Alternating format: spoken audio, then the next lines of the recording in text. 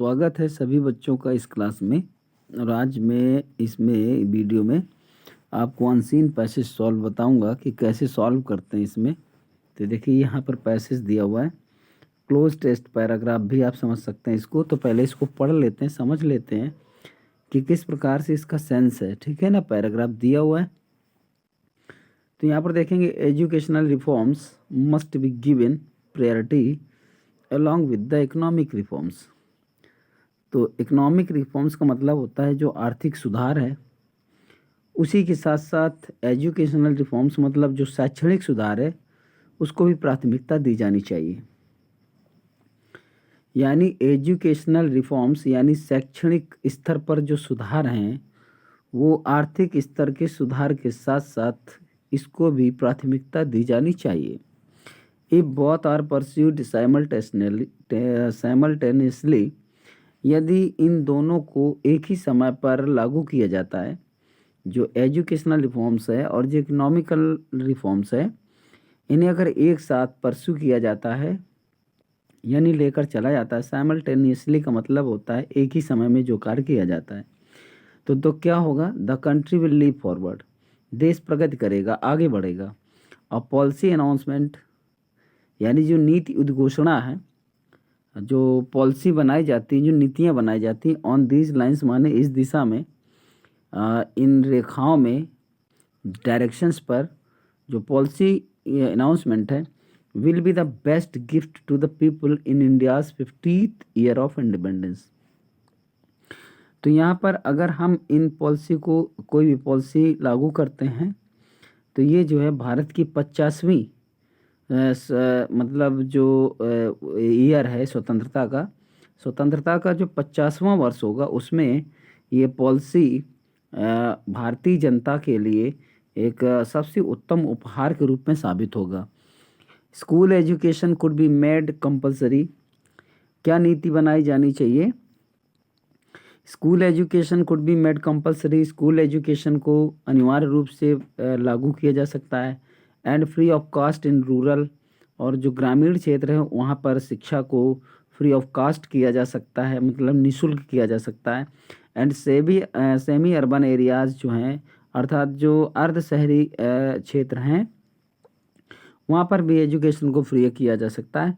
And subsidised in urban and metropolitan cities या areas, और urban areas जो हैं, शहरी क्षेत्र हैं, जो मेट्रो सिटीज़ हैं, वहाँ पर उसमें सब्सिडी दी जा सकती है, यानी छूट दी जा सकती है, शुल्क आदि में छूट दी जा सकती है।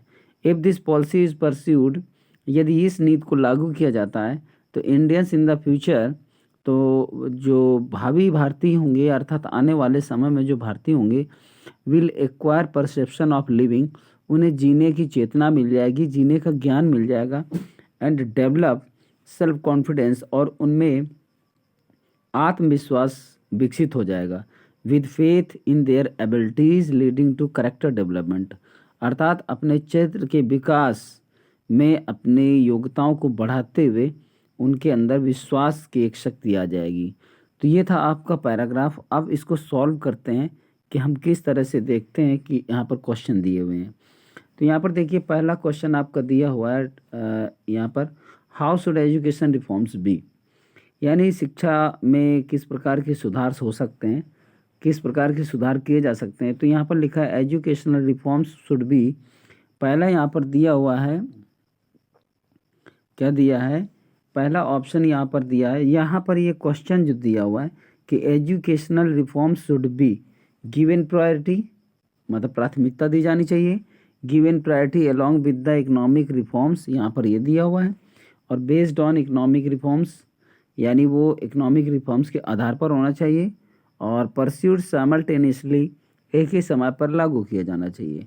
तो यहाँ पर हमारे पैराग्राफ के अकॉर्डिंग अगर हम देखें, तो यहाँ पर ये है कि educational reforms must be given priority along with the economic reforms. यहाँ पर ये आपका जो आंसर दिख रहा है, यही आंसर यहाँ पर लेंगे।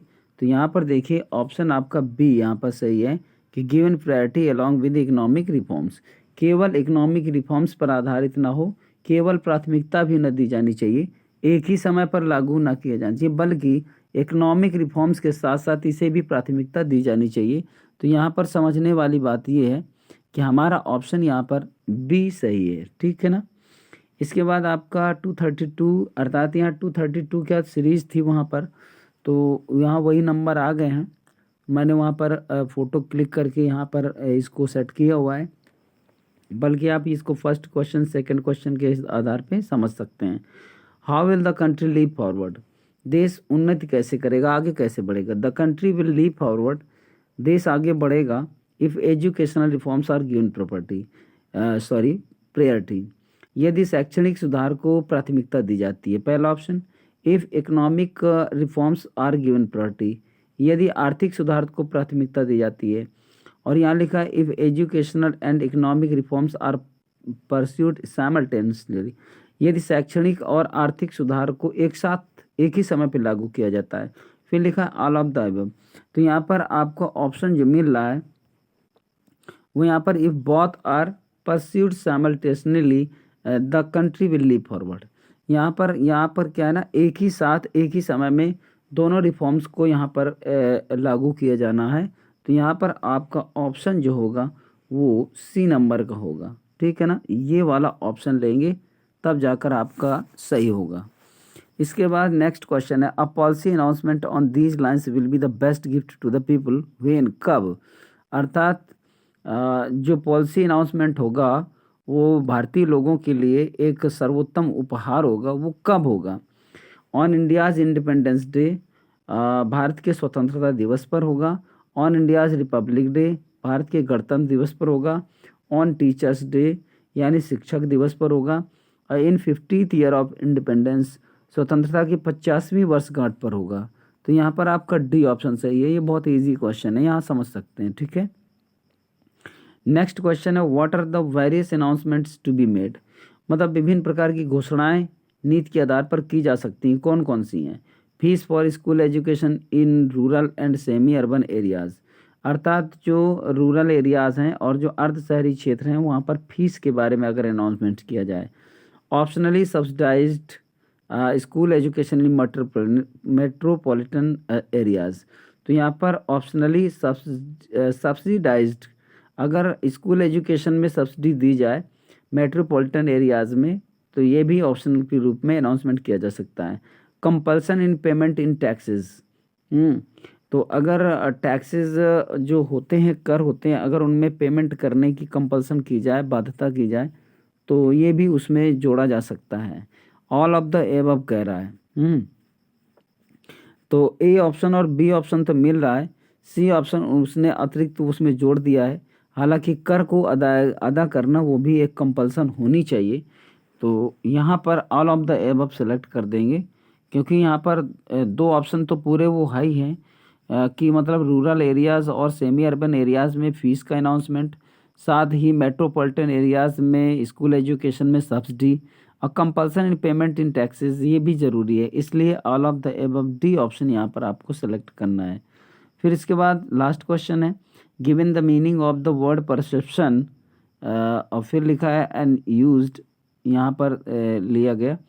तो यहाँ पर कह रहा है कि परसेप्शन का मीनिंग क्या है, to become aware of something through mind, eyes etcetera, अर्थात तो मन और आँखों से किसी चीज़ के बारे में अवेयर होना, जागरूक होना। यहाँ पर लिखा है टू रिसीव, और ऑब्जर्वेशन लिखा हुआ, मेथड लिखा। मेथड माने तरीका, रिसीव माने प्राप्त करना, ऑब्जर्वेशन माने अवलोकन होता है, परीक्षण होता है। तो यहाँ पर तीनों ऑप्शन गलत है, आपका फर्स्ट ऑप्शन सही है, क्योंकि परसेप्शन का मतलब एक नॉलेज से होता है, नॉलेज माने ज्ञान से होता है, अवेयरनेस का मतलब जागरूकता होती है। तो यहाँ पर आपका ए ऑप्शन सही है। तो इस प्रकार से ये आज का यहाँ पैराग्राफ था, जो शॉर्ट क्लोज्ड पैराग्राफ के रूप में दिया हुआ है। तो आप इसके समझें और देखें कि किस प्रकार से इसको हम सॉल्व कर सकते हैं।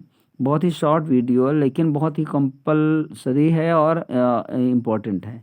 तो चलिए इसको देखिए, समझिए और एंजॉय करिए। फिर हम मिलते हैं अगले वीडियो में अगले पैराग्राफ के साथ। Thank you so much.